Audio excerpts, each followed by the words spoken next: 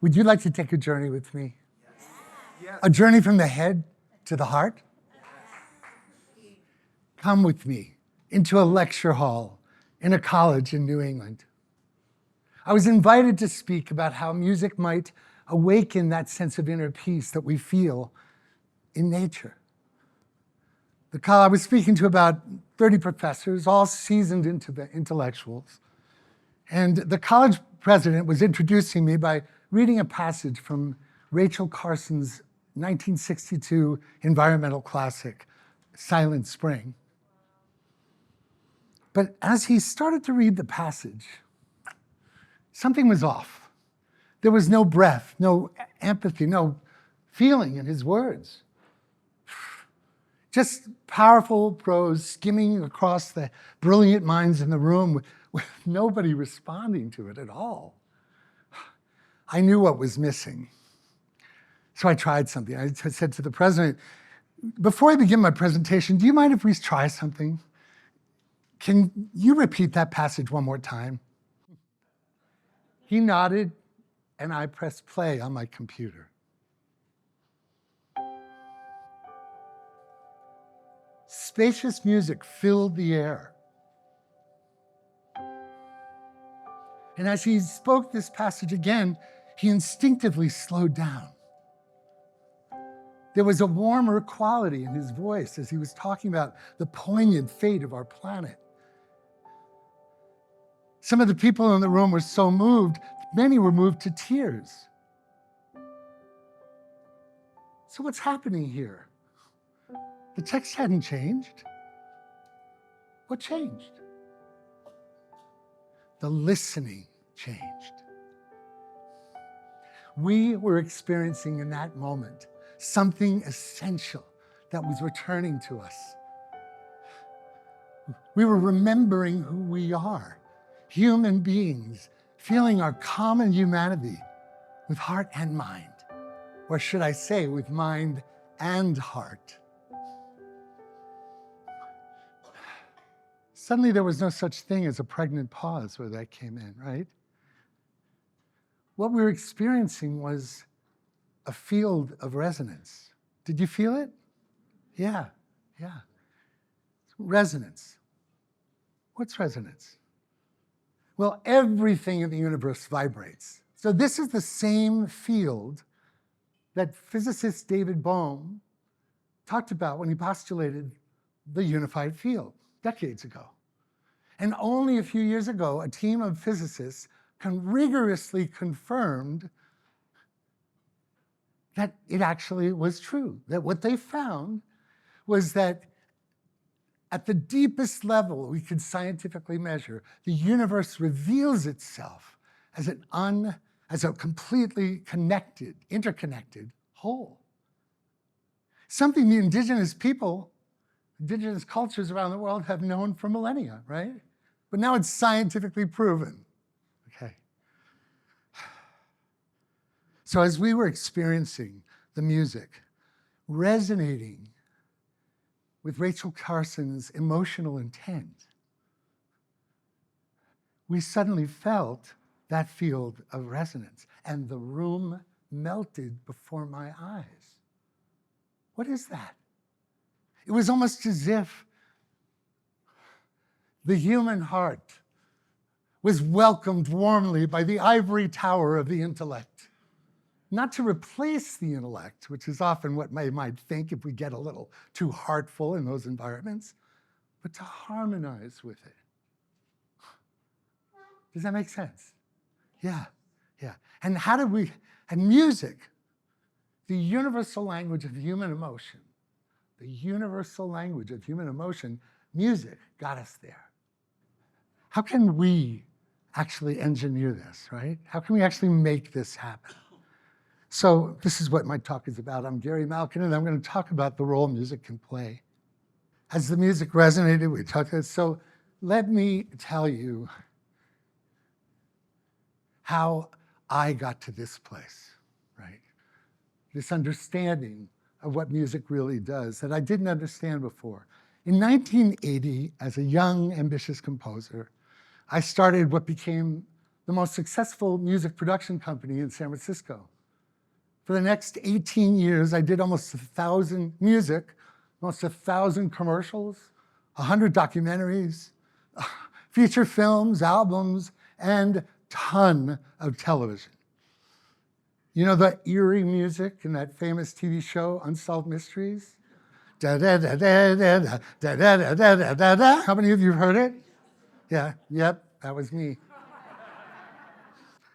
So basically at that time, I was hired to manipulate people with music, to make them buy products or to catalyze fear or other primal emotions. And you know what?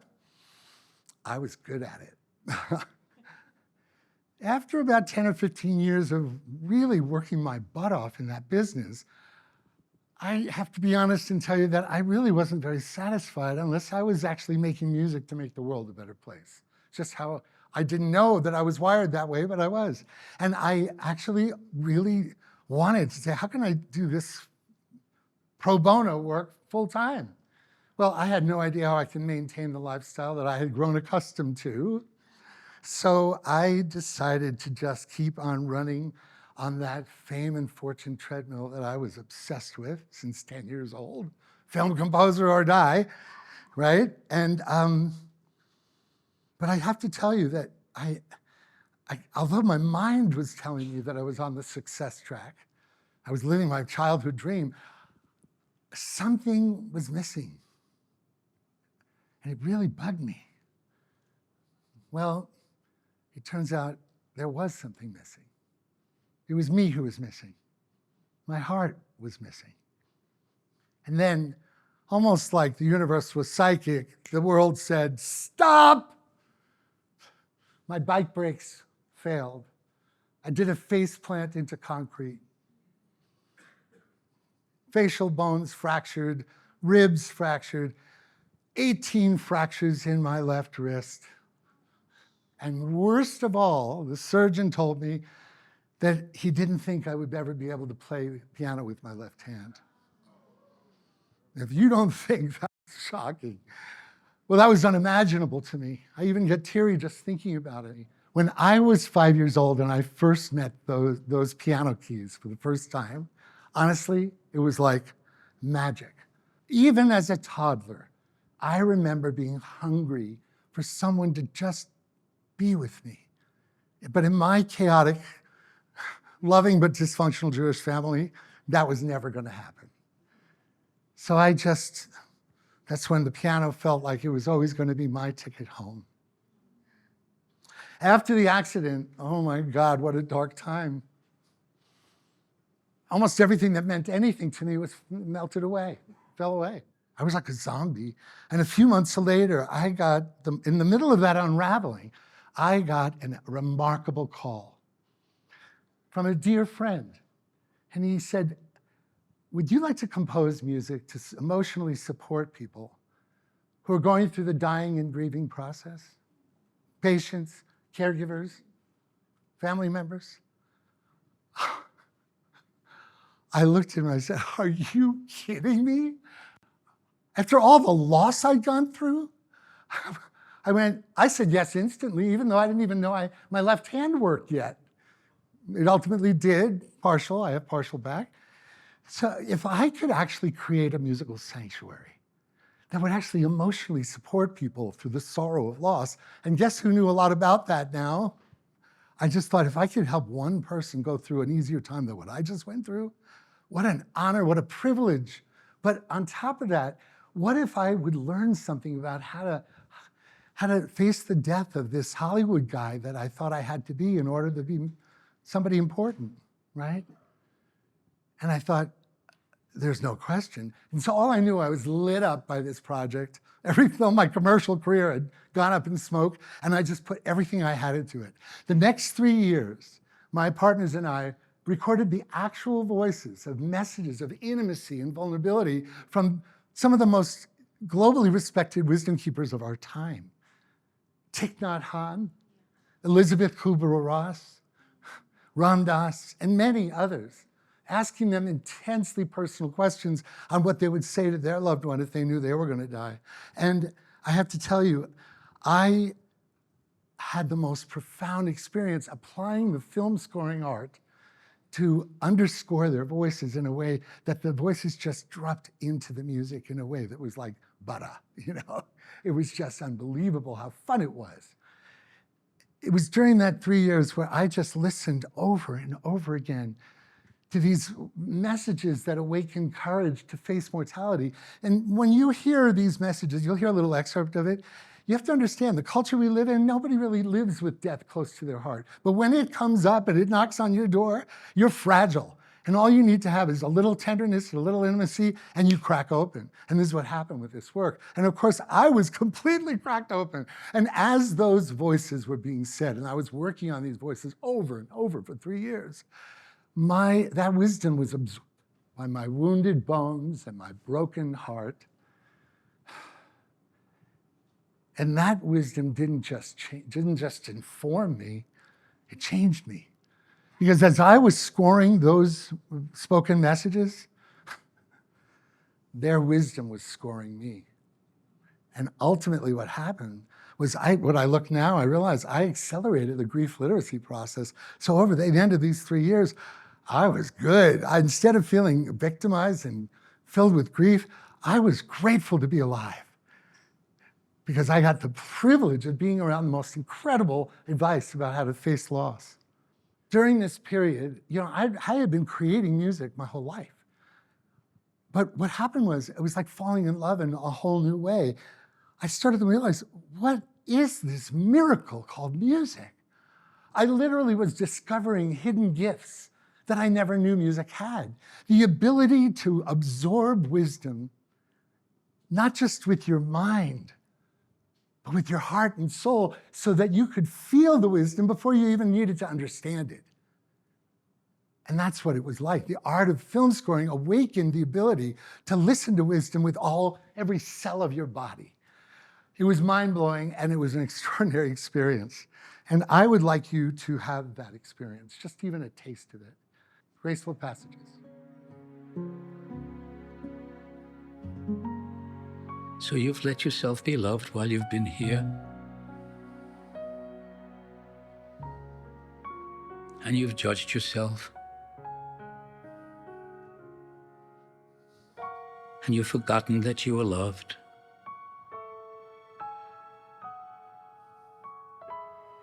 And you became alone? But you will always be here. You are blessed. You are forgiven. You are an angel. You are an angel. You will always be here. What a provocative sentence. In the last 25 years since its release, Graceful Passages has touched nearly 1 million people in facing and traversing the threshold of loss. With its companion instrumental CD called Unspeakable Grace, this work has been told by the experts that it's one of the finest works of its kind, and it's been the most trusted companion, non-pharmacological companion, for the healing of anxiety and loss around the end-of-life process. Everywhere I go, I'm met with tears of gratitude. It's the humblest gift I've ever, it's the most humble gift of my life. We're living in a world where we face unbelievable, endless hyperstimulation, toxic divisiveness, challenges to our attention spans, subjugating our emotions so that distance between our heads and our hearts is even wider than it ever was. What's developed out of this is a technology using the art of spacious music to create fields of resonance so that your heart resonates with what wants to be felt, not just thought, right? Right. And when you reach the passages of end of life, when you're cracked open, you're searching for something to give you some meaning and comfort. when we choose to use this modality and music to drop us into our hearts with intention and care at the beginning and end of our meetings and gatherings and connections with the people we love, we're bringing a little ceremony, a little 5-minute moment, but it's much more than that. You're giving yourself a chance to drop into the field of resonance that I talked about earlier. And this is not just an accompaniment, a trifle. It changes how we feel, how we think, how we listen, how we engage with one another. Can you feel it right now in the space in what we're co-creating right now? This is why I just co-created with an amazing team a concert series intended to go to major cities all over the world called We Rise as One, a celebration of compassion and hope, to raise the frequency of engagement with the world that understands that we are all one human family. And we use music and wisdom to actually generate that in our concerts and our workshops that we hope to bring to other cities. So when I remember to drop into my authentic experience at any given moment, believe me, we always teach what we need to learn most, and I have to tell you, I'm patient number one in this case.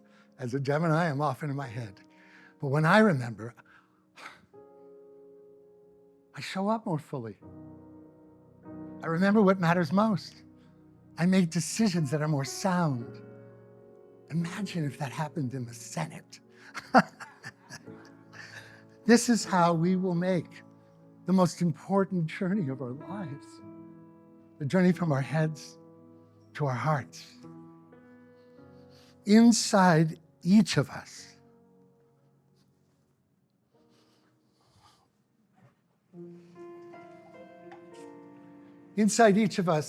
are trillions of cells resonating and singing together.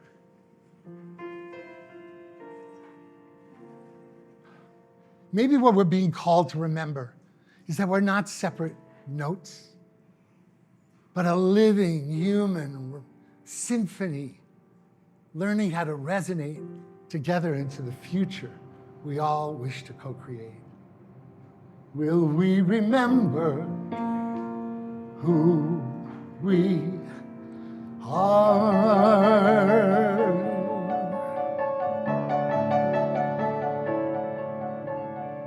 Seasons come and seasons go, like clouds pass through the sky.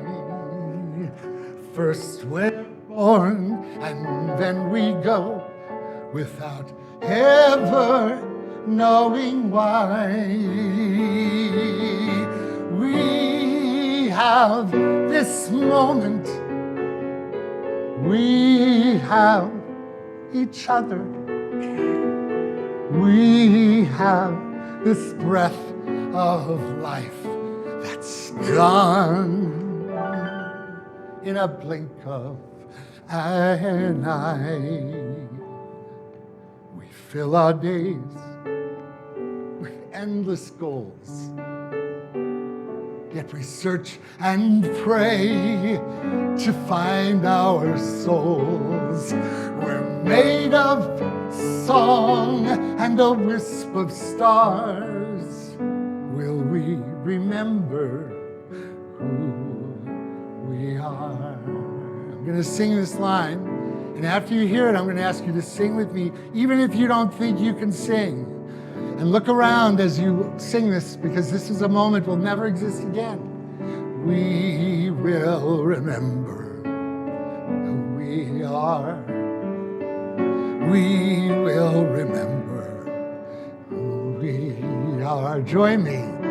We will remember who we are.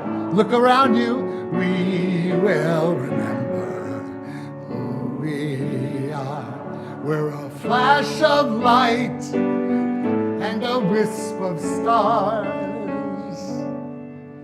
Will we remember who we are?